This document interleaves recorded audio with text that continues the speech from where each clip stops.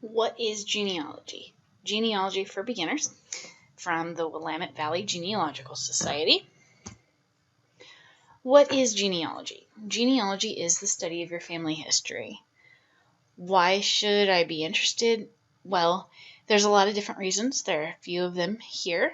One is for adoption, learning about birth families, learning about your adopted family, and things like that. Another reason is ethnicity, or your origin of your name, where your family is from and when they immigrated, burial locations, if there's any military service in your family, and famous ancestors, probably the biggest reason of all.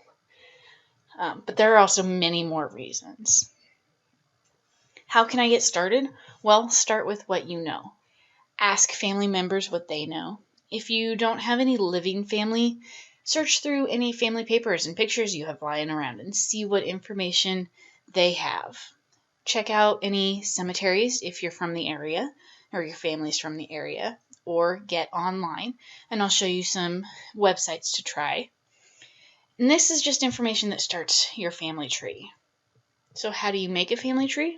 Well, again, start with what you know. Write down your parents' names, write down their parents' names, and just continue on with that. How should it look? Well, write your name down in a box around a line, such as I've got down here.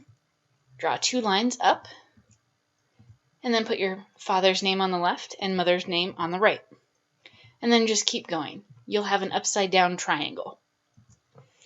Or another option is to write your name down, draw 2 lines off to the right, put your father's name on top and your mother's name on the bottom.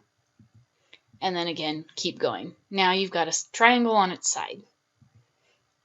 These are just a couple of examples. You can try Google Images for other examples that you might like better, but just choose one that you like and go from there. Now what? Well, start adding the information that you know. Birth dates, where they were born, death dates, where they died, when they were married. For females or anybody else that changed their name, write that down. Don't worry if you do not know any or all of this information. That's what we're searching for. So now we get to play detective. Now we get to go searching. Here are a few sites to search. Ancestry.com is the first one. It is a subscription site, so you do need to pay to use it. But they have free trials every once in a while, and you can go to the library and use it there. Salem Public Library has their own subscription. So if you go in, you can, and have a card, you can use their computer.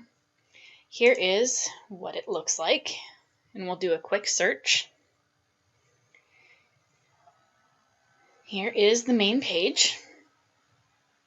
And we're going to search for somebody from Salem, Douglas McKay. And we're just going to see what we can find and search. And we find 3 million results. So we'll narrow this down. Here are all the different categories you can search through. We're going to just search for census records.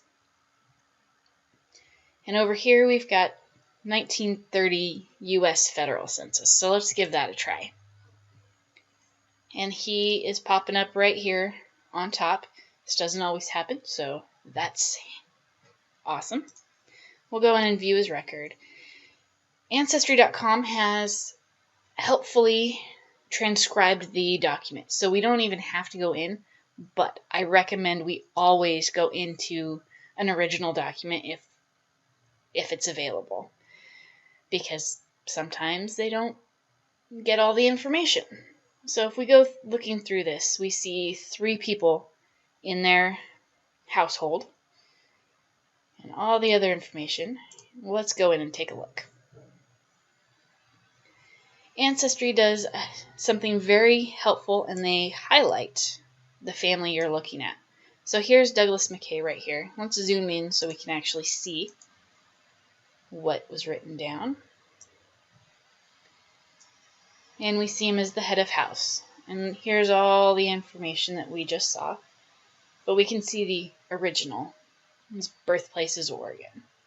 But they're at the bottom of the page, so we might want to look at the next page just to make sure everybody's accounted for. And when we go up to the top, we see 2 more people. So this is an example of not quite getting all the information and the reason why we want to see the originals. But that's some of the information we can find on Ancestry.com. Let's take a look at Family Search. FamilySearch.org is free, so you can use it at home. And here's the main page. And here's search, so let's search for Douglas McKay again.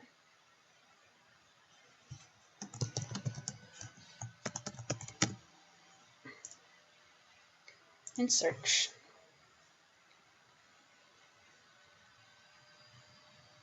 And we don't get quite as many results this time.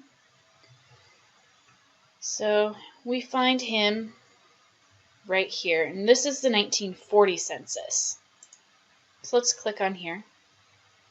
It doesn't take us to another page like it did on Ancestry, but we still get a lot of information. They've transcribed some of it. We've got people in the household and census information about this particular document. So let's go view the original. Family Search doesn't highlight the people like the other, like on Ancestry, but they do have this down at the bottom where they've transcribed everybody's name and a little bit of information. And we can see that Douglas McKay is near the bottom. So now we can shorten that again and zoom in. And he's down here at the bottom. So now we can see some of the information. And follow across. He's living in the same house. So there's Family Search. Another option is Find a Grave. You'll notice I've got 2 sites here. It's the same site, and it's free to use, but the main page has a lot on it. So this is the one we want, and that second website goes directly to the search. So let's find Douglas's gravesite, headstone. Here we can also put in when they were born, when they died, if we know it. If we know approximate times, we can put that in. I know he was born in 1893, and he died in 1959. So let's search. And we come up with 1. So when we go in here, we can see that we actually have a short biography and his picture. We also have a family link where he was born. Here is his headstone, and this is the cemetery he's at. So this will help us find out a little bit more information about it. In this case, we now learn that he was in World War I as well as World War II. He was the governor of Oregon.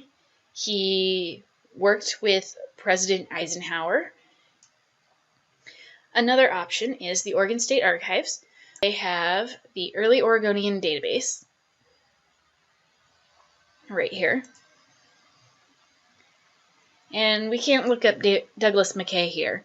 So we're going to look up the first name of Smith. And we're just going to see what we find. And we actually find quite a few. And we can see that not everybody has the same information. If we go into this one, we can learn quite a bit of information about him. And this is another website where we can look to find out more information. In this case, we've got information about birth and death and where. We've got marriage information. We learn that there's a donation land claim, and we can contact the reference desk if we would like to purchase copies of the records. And then we also see census records, or census years that he shows up on. So this is another interesting place to look for information. I've also included the 100 best genealogy sites, so you can find your own websites that are interesting and useful for you. And some important last notes. Keep track of where you got your information. Also, find an organization system that works for you. These steps will be very helpful finding your information again later. Sometimes you need to go back and verify what you wrote down or what you printed off. And keeping track of this information and having an organization system helps you do that. If you need any more help, please come visit us at the Salem Public Library or look for more information on the website. Thank you.